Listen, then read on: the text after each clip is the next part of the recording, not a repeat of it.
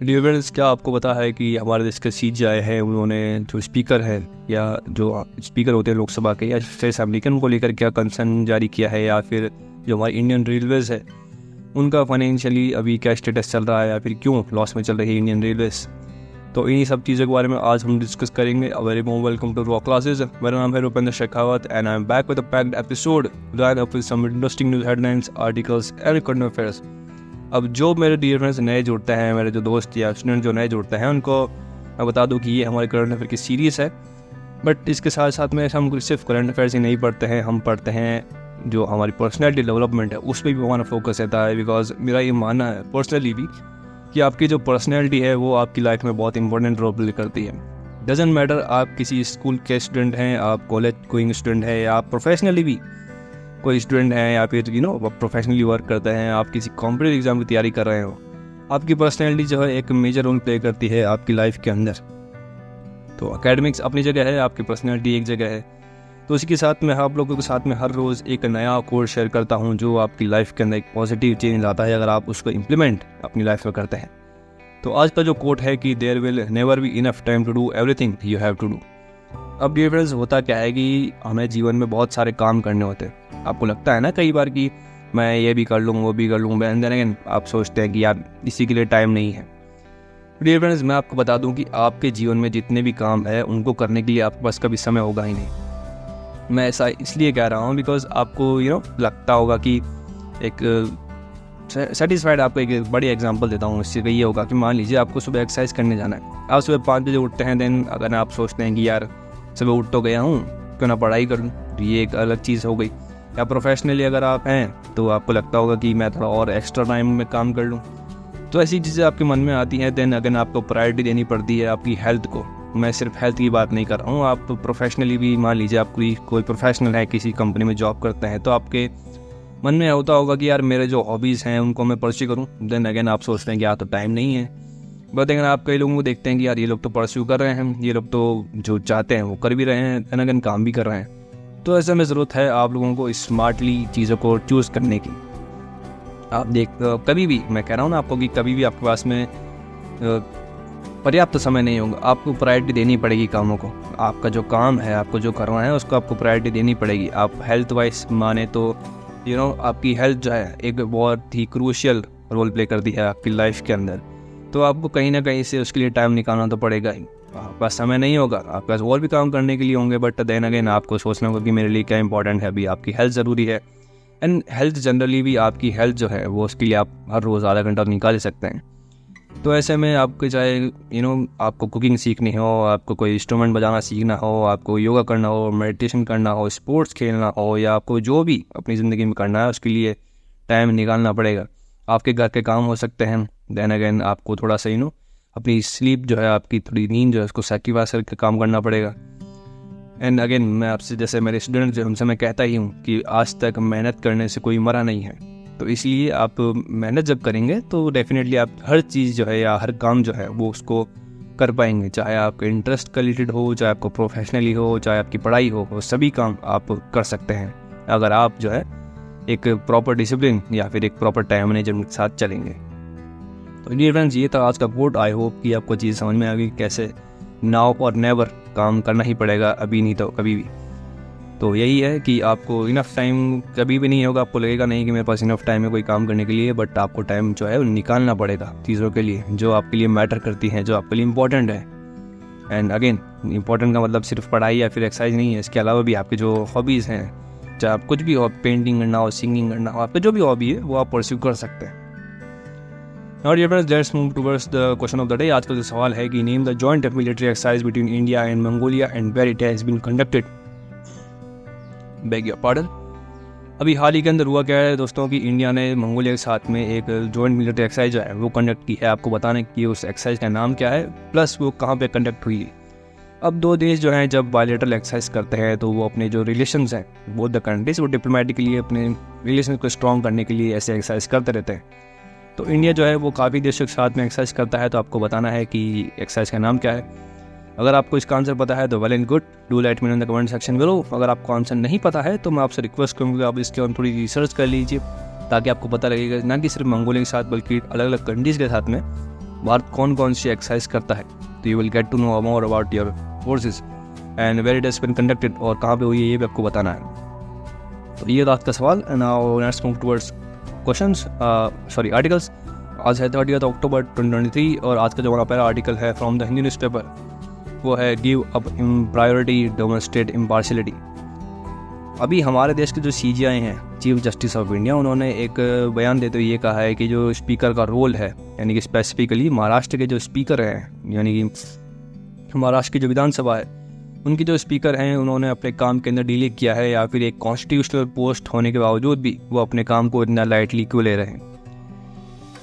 तो राइटर ने बताया है कि the concern of the chief justice the CJI express डिसमे over the Maharashtra assembly speaker in action regarding pending disqualification petition of the members. अब ऐसे कुछ मेंबर्स थे जिनको डिस्क्वालीफाई करना था, तो उनकी पिटीशन पहले से ही जो हाउस है, हाउस ऑफ यानी कि जो विधानसभा है महाराष्ट्र की, वहाँ पे कुछ ऐसी पिटीशन पहले से ही रजिस्टर की गई थी। बट उन पिटीशन के अगेंस्ट जो यहाँ के स्पीकर हैं, असेंबली के स्पीकर हैं, उन्होंने कोई खासा एक्शन लिया नहीं। तो ये एक हाईलाइट करता है चीज़ों को कि इम्पार्शियल एक्शंस लिए गए हैं स्पीकर के द्वारा, यानी कि टाइमली एक्शन जो स्पीकर के द्वारा लेने थे वो उनके द्वारा नहीं लिए गए हैं। तो ये एक बड़ा चिंताजनक बात बताई है हमारे CJI ने। अब हिस्टोरिकल कंटेक्स्ट देते हुए बताया गया है कि कैसे ब्रिटिश समय पे जो स्पीकर हुआ करते तो उनका एक बस इतना सा रूल हुआ करता था कि वो जो यानी 50-50 जब माहौल हो जाता है किसी भी हाउस के अंदर, मान लीजिए कोई बिल पास करना है, उसके अंदर जो वोट देने वाले जितने भी मेंबर्स हैं उन्होंने अपना वोट दिया है, देन वो बीच में आके अटक गया, यानी कि इक्वल वोट्स पर अटक गया। देन जो स्पीकर का रोल था वो इतना सा था कि सिर्फ वो अपना एक वोट दे एंड किसी भी चीज़ को मेजॉरिटी दिलाए।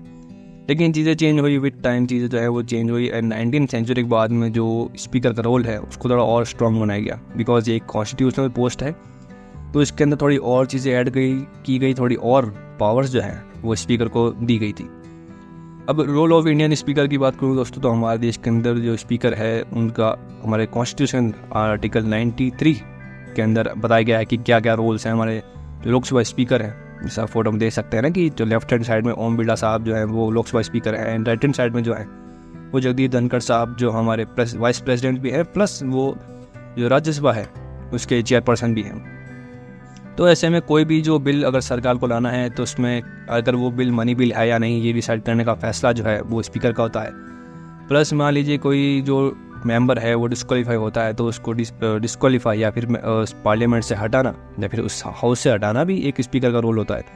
तो मान लीजिए कोई स्पीकर है मान लीजिए कोई एक मेंबर है जो एंटी डिफेक्शन यानी अपनी पार्टी चेंज कर लेता है, तो ऐसे में ज़रूरत होती है कि उस जो मेंबर है उसको डिस्क्वालीफाई करने की। तो ये ताकत जो है वो सिर्फ जो स्पीकर हैं उनके पास होती है। तो ये कुछ खासे रूल्स होते हैं। तो एक मैंने आपको बताया कि एक डेडलॉक जो होता है उसको तोड़ने के काम तो स्पीकर जो है लास्ट में करते ही हैं, बट देन उसके बाद में ये जो कुछ चीज़ें हैं कि कोई बिल जो है मनी बिल होगा या नहीं, तो ऐसी कुछ इंपॉर्टेंट चीज़ें जो हैं वो भी स्पीकर के हाथ में होती हैं। तो misuse of suspension provisions, the power to suspend members for misconduct is sometimes misused against opposition members. अब आर्टिकल के अंदर राइटर ने बताया है कि कई बार जो स्पीकर्स होते हैं यानी किसी भी स्टेट असेंबली का मान लीजिए, तो वो क्या करते हैं कि अपनी पावर्स का गलत यूज़ करते हुए जो अपोजिशन लीडर्स होते हैं उनको सस्पेंड कर देते हैं। बिकॉज मैंने आपको बताया ना कि कैसे डिस्क्वालीफाई करने की जो पावर है किसी भी हाउस के अंदर वो स्पीकर की होती है। तो ऐसे में जो पावर्स होती हैं उनका गलत इस्तेमाल करते हुए भी कई बार स्पीकर्स दिखे हैं अपोजिशन जो लीडर्स हैं या अपोजिशन मेंबर्स जो हैं उनके अगेंस्ट। तो ये एक पोटेंशियल डिबेट का कारण बन जाता है कि हाउस के अंदर की कैसी एक डिबेट का कारण कि क्यों जो स्पीकर है उनका रवैया जो अपोजिशन मेंबर्स हैं उनके प्रति ऐसा है। अब पार्शियलिटी की बात की गई है कि speaker has been criticised for not referring significant bills to parliamentary standing committees. अभी डियर फ्रेंड्स ये एक पॉलिटी का सब्जेक्ट है, यानी पॉलिटी का एक टॉपिक है जिसमें आपको समझने की जरूरत है कि जो अलग अलग रोल्स हैं, यानी कि पार्लियामेंट का कुछ रोल होता है या फिर जो स्पीकर है उनका कुछ रोल होता है। तो वैसे ही इतना डीप में आपके साथ अभी नहीं जाऊँगा, बिकॉज ये जो हमारा डिस्कशन है वो थोड़ा और लंबा हो जाएगा। इसके लिए अगर आप बोलेंगे तो मैं अलग से आपके लिए एक वीडियो बना दूँगा क्या क्या कुछ रोल होता है किसी मेंबर्स का या फिर किसी भी पार्लियामेंट हाउस का या फिर जो स्पीकर है उनका कुछ। ये एक अच्छा वाला टॉपिक हो गया। Now back to the topic. अभी रेफरेंस हुआ क्या है कि जो पार्लियामेंट की स्टैंडिंग कमेटीज़ होती हैं, अब ये कुछ अपना सजेशन देती हैं। अब स्टैंडिंग कमेटीज़ के अंदर क्या होता है कि अलग अलग कुछ मेंबर्स होते हैं जो रूलिंग पार्टी हैं उनके, कुछ मेंबर्स होते हैं अपोजिशन के, एंड देन ऐसे जब अलग अलग मेंबर्स जुड़ते हैं देन उसके बाद में एक स्टैंडिंग कमेटी बनती है। उसके बाद में एक अपना एक मेमोरेंडम या फिर एक अपना जो एक थॉट प्रोसेस है या फिर आइडिया जो है वो एक पार्लियामेंट के सामने रखती है कि हमें इस चीज़ पे एक बिल बनाना है। तो ऐसे में उस बिल को एक्सेप्ट करना या फिर उस आइडिया को एक्सेप्ट करने के अंदर कई बार जो है वो डिले हो जाता है। अब इसी चीज़ को लेकर जो स्पीकर है वो क्रिटिसाइज़ भी किया जाता है कि जो स्टैंडिंग कमिटीज़ के जो जितने भी बिल्स हैं उनको आप सीरियसली नहीं लेते हैं and things like that. This affects robust parliamentary function and leadership to partisanship. अब जब ऐसी चीज़ें होती हैं कि जब कोई स्पीकर है वो स्टैंडिंग कमिटीज़ के आइडियाज़ को एक्सेप्ट नहीं करता है तो ये चीज़ें दर्शाती है कि पार्लियामेंट्री फंक्शन जो है वो अच्छे से काम नहीं करने हैं एंड ज़रूरत है कि जो लीडरशिप है उसको इम्पार्शियल होना चाहिए, यानी किसी भी एक तरफ झुका हुआ नहीं होना चाहिए। ऐसी कॉन्स्टिट्यूशनल या ऐसी इंपॉर्टेंट पोस्ट जो है जो एक मेजर रोल प्ले करती है कोई भी डिसीजन मेकिंग में, तो ऐसे इंसान का जो है इम्पार्शियल होना बहुत ज़रूरी है। यानी किसी की भी प्रति एक जो कहता है ना कि वो भाई बंधुवाद जिसे आप कहते हैं कि किसी एक का साइड लेना, तो वो एक नहीं होना चाहिए किसी भी स्पीकर के लिए। डिस्क्वालिफिकेशन ऑफ मेंबर्स की बात बताते हुए बताया गया कि कैसे past instances have raised concern about their impartiality with perceived in favouritism towards the ruling party. अब speakers play crucial role in deciding disqualification of petitions. अब जैसे मैंने आपको बताया कि कोई मेंबर जो है उसको डिस्क्वालीफाई करना या ना करना ये एक स्पीकर के हाथ में होता है।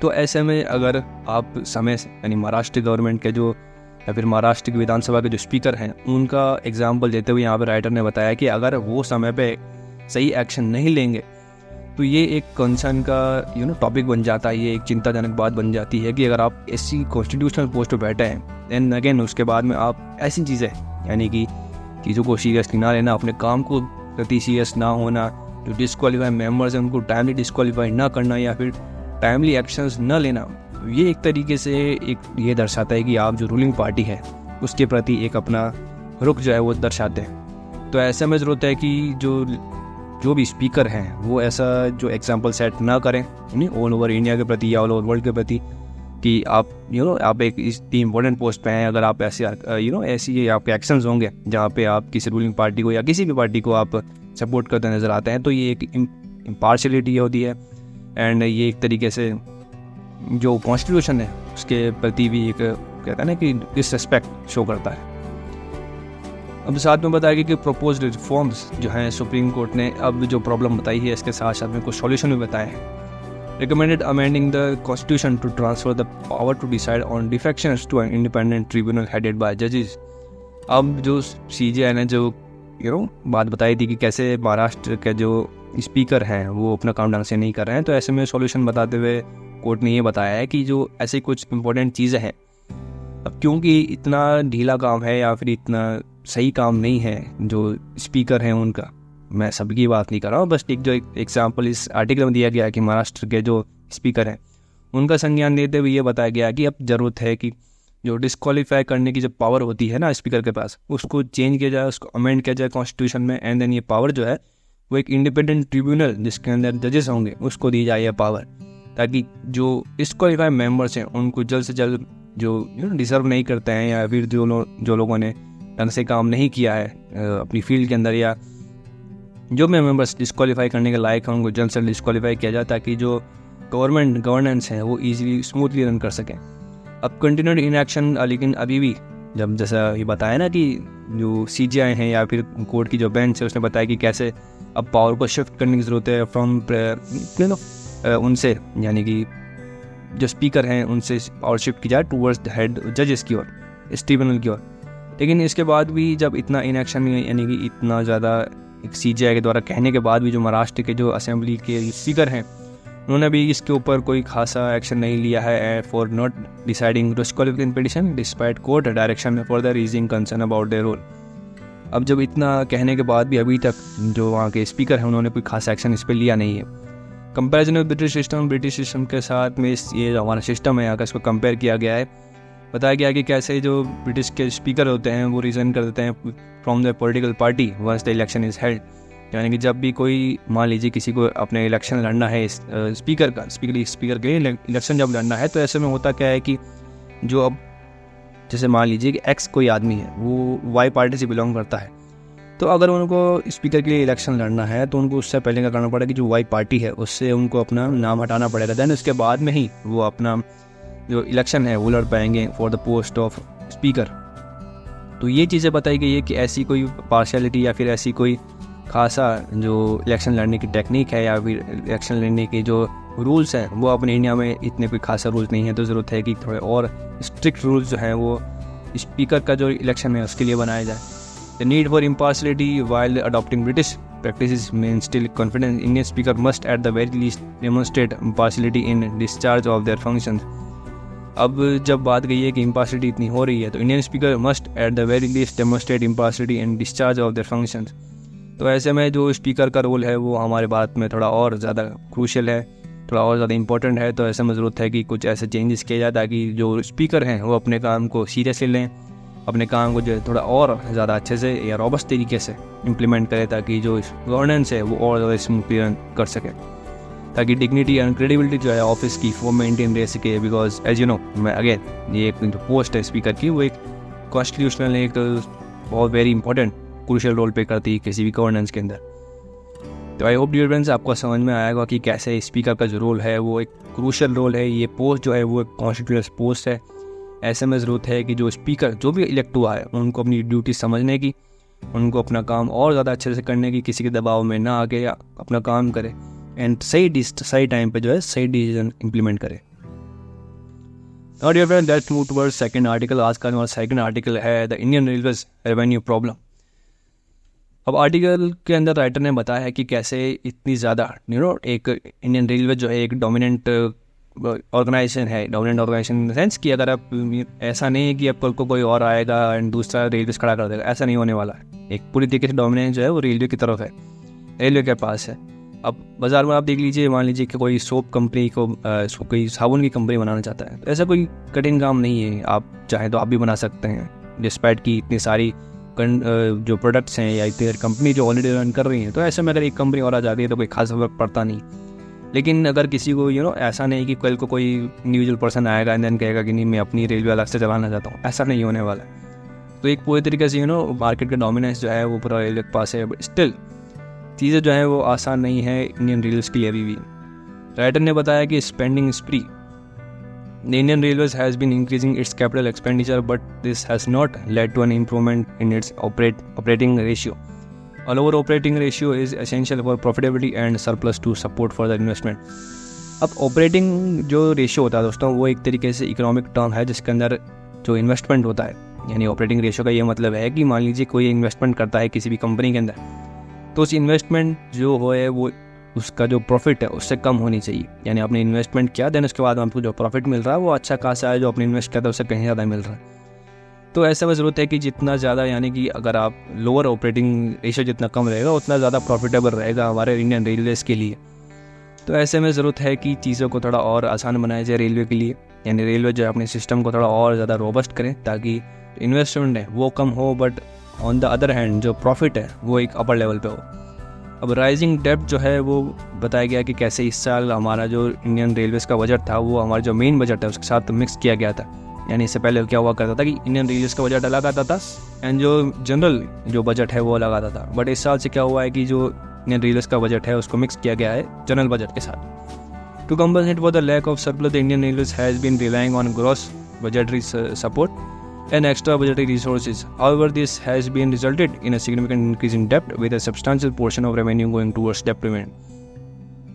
अब इतना ज़्यादा डेप्ट बढ़ता जा रहा है ना इंडियन रेलवेज़ के ऊपर, क्योंकि वो अपना जो एक दारोमदार है वो चला रही है या फिर जो खर्चा है वो चला रही है ग्रोस बजटरी सपोर्ट से या फिर एक्स्ट्रा बजटरी रिसोर्सेज से।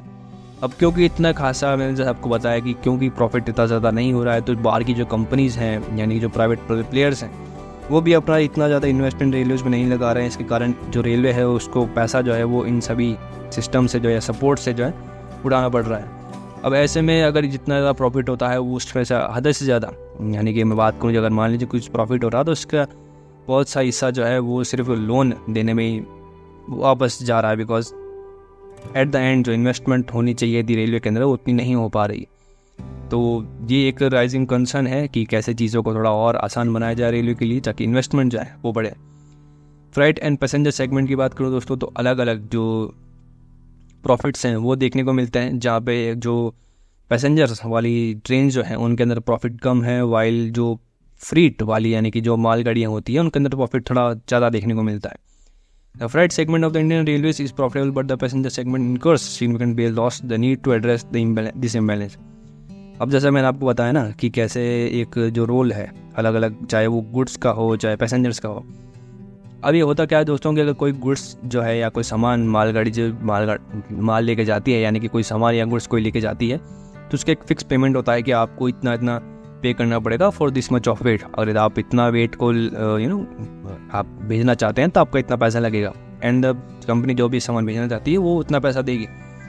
बट कई बार आपको पता होगा कि हमारे जो इंडियन रेलवेज़ के जो पैसेंजर्स हैं, वो आपने देखा होगा ना कई बार कि कई लोग विदाउट टिकट ट्रैवल करते हैं, एंड कई बार ऐसा भी होता है कि शॉर्ट जर्नी डिस्टेंसेस जो होती है, यानी शॉर्ट डिस्टेंस की जो जर्नी होती है या फिर लॉन्ग भी मान लीजिए, उसके अंदर कई बार ऐसे कई लोग हमें देखने को मिलते हैं जो प्रॉपर तरीके से टिकट नहीं खरीदते हैं एंड ट्रैवल करते हैं। तो इतना ज़्यादा सब्सटेंशियल या इतना कन्वीनियंट ये एक हमारे पास मोड ऑफ ट्रांसपोर्ट है, बट अगेन जो पीपल है उनको भी थोड़ा समझना पड़ेगा कि गलत फ़ायदा ना उठाए इस चीज़ का, एंड प्रॉपर टिकट लेके ही ट्रैवल करें, ताकि जो रेलवेज़ की जो कहता है ना कि ये लॉस में क्यों जा रही है। तो ओवरऑल आप सोचते हैं कि मेरे अकेले से टिकट नहीं लेने से क्या होगा, बट अगेन सभी जो लोग सोचते हैं कि मेरा टिकट नहीं लेने से क्या होगा, तो ऐसे में धीरे धीरे धीरे जब सभी लोग ऐसा सोचेंगे, and most of the times क्या होता है कि जनरल जो कोचेस होते हैं उनके अंदर आपको ऐसे कई लोग मिल जाएंगे जिनके पास टिकट नहीं होगा।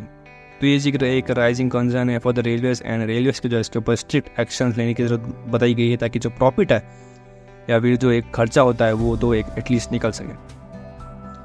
अब जो कैग की रिपोर्ट आई है, यानी कि कंटेम्परल ऑडिटोरियल जनरल जो है हमारे GC मुर्मू साहब, उन्होंने एक रिपोर्ट जारी की है जिसके अंदर बताया गया कि लगभग 68,269 करोड़ के जो लॉस हैं वो देखने को मिले हैं from passenger services during 2021 and 2022, offsetting the profits from freight traffic. अब मैंने बताया ना कि लगभग इतना लॉस जो है वो देखने को मिलता है हर साल फ्रॉम पैसेंजर ट्रेन जो होती है उनसे। अब मान लीजिए देख लीजिए कितना बड़ा एक अमाउंट है ये कि 68,269 करोड़ रुपए हर साल रेलवे को नुकसान होता है, बिकॉज जो लोग हैं या पैसेंजर जो हैं वो टिकट नहीं लेते हैं या अलग अलग वजह से।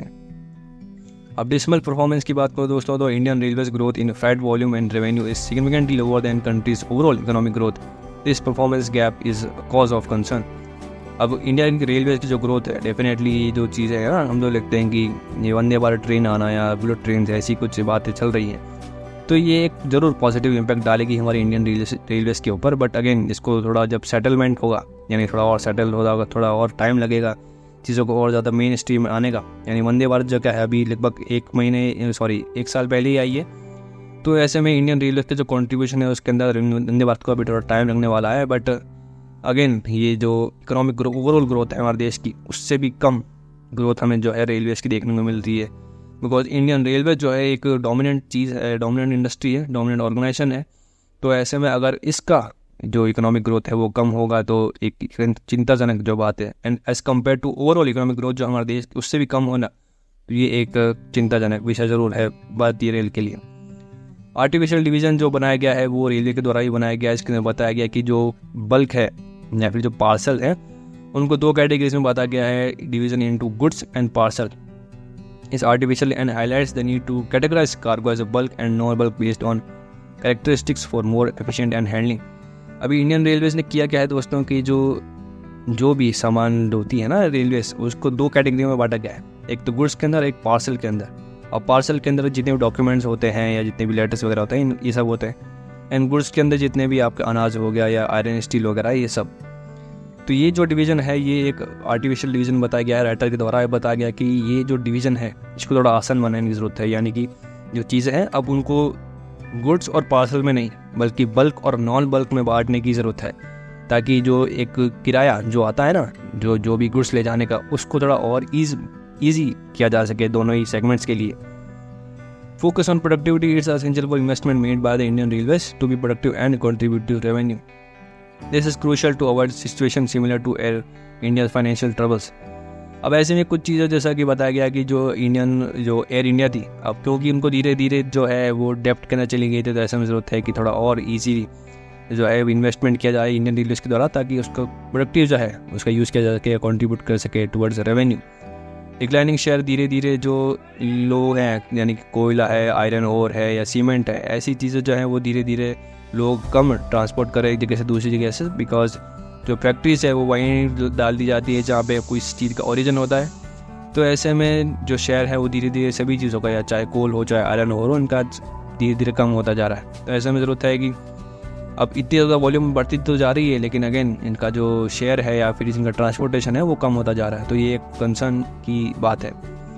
नेट टन किलोमीटर्स की बात करूँ, crucial metric for measuring rail transport efficiency. अब ये इतना ज़्यादा डीप में जाने की ज़रूरत नहीं है आपको, ये एक इकोनॉमिक टर्म है, तो अब इतना समझ लीजिए कि crucial metric for measuring rail transport efficiency, यानी कि कोई रेल जो है कितना ईजीली या कितना एफिशिएंटली किसी चीज़ को ट्रांसपोर्ट कर रही है, उसका एक मेजर होता है ये।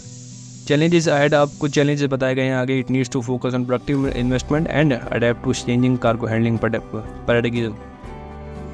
अब इन्वेस्टमेंट के ऊपर ध्यान देना पड़ेगा इंडियन रेल को सबसे पहले, एंड अगेन उसके बाद जो मैंने आपको बताया ना कि कैसे जो हैंडलिंग है ऑफ गुड्स उसको दो चीज़ों में बांटा जाए। स्पेशली ये जो है ना, मैंने आपको बताया कि कैसे बल्क एंड नॉन बल्क इस कैटेगरी में बांटा जाए, ताकि जो किराया है उसको और इजीली इन वॉच रखा जा सके। Yeah, that's it. This is our second article. Now let's move towards headlines. आज की हेडलाइन देख लेते हैं दोस्तों। Ahead of Deepavali, Narendra Modi PM जो उन्होंने अर्ज किया सिटीजन को टू बाय लोकल प्रोडक्ट्स। अब ये सिर्फ पीएम मोदी की नहीं, मेरी भी आपसे रिक्वेस्ट है कि आप जो सामान है या फिर जो प्रोडक्ट्स आप जो भी त्योहारों में खरीदने वाले हैं, वो जितना ज़्यादा हो सके वो लोकल प्रोडक्ट्स खरीदें। इसका आपको पता होगा कि आप लोग जो हैं वो कई बार लाइटिंग की जगह दिए खरीदना प्रेफर करें। ये मेरी आपसे रिक्वेस्ट है, ताकि जो मेड इन इंडिया प्रोडक्ट्स हैं उनका एक तरीके से मार्केटिंग तो हो ही, प्लस जो हमारे लोकल वेंडर्स हैं उनको भी इससे फ़ायदा मिले। Integrated nursing education to be implemented at AIIMS Delhi. अब एम्स दिल्ली जो है, all India institute of medical sciences Delhi, उन्होंने एक नया ये सर्कुलर जारी किया है जहाँ पे वो अब सिर्फ डॉक्टरी के साथ साथ जो नर्सिंग एजुकेशन है वो भी साथ साथ में पढ़ाए जाएंगे इन AIIMS. Indian Army and Indian Air Force embark to Kazakhstan to participate in the 7th edition of the Indian joint military exercise Kazind. अब काजिंद जो एक्सरसाइज है 2023 वो स्टार्ट हो गई है। Indian Army and Indian air force जो है वो पार्टिसिपेट करने गए कजाकिस्तान में। एंड झारखंड कैबिनेट ने रिसेंटली अप्रूव किया है आबू आवास योजना, जो कि लगभग डिज़ाइन टू प्रोवाइड 8 लाख पक्का हाउसेज टू होमलेस। अब झारखंड सरकार के अभी हाल ही के अंदर ये आबू आवास योजना एक स्टार्ट की है, ताकि जो होमलेस पीपल हैं उनको एक पक्का मकान दे सके, लगभग 8 लाख लोगों को। तो ये दिया चीज़ headlines. I hope dear friends कि आपको ये सभी हेडलाइंस इंटरेस्टिंग लगी होगी एंड कुछ नॉलेज आपको ज़रूर दे के जाएगी। सो यार, that's it today's episode of raw classes. Dear friends, अगर आप वीडियो को लाइक नहीं किया है तो please give it thumbs up. अपना कमेंट ज़रूर शेयर कीजिएगा, अपना कमेंट ज़रूर कमेंट बॉक्स में लिखिए। अगर आपने जो भी आंसर आपको पता है वो प्लीज़ लिखिएगा। अपने सजेशन हो, कोई सवाल हो, कोई भी आपकी क्वेश्चन हो, सजेशन हो, आप बिल्कुल कमेंट बॉक्स में लिख सकते हैं। शेयर कीजिए इस वीडियो को, इस पूरी प्ले लिस्ट को all your friends and family. अब तक सब्सक्राइब नहीं किया है तो प्लीज़ टू सब्सक्राइब। आपको बताया मैं आपके लिए हर रोज़ करंट अफेयर्स के लिए वीडियोस आती रहती हैं, तो आप उन्हें देख सकते हैं। आप जो है बाइट साइज नॉलेज के लिए शॉर्ट्स चेकआउट कर सकते हैं मेरे चैनल पे। That's it, this is that's up today's episode of classes. This is Rupendra Shekhawat signing off. Jai Hind, and I'll see you in the next episode.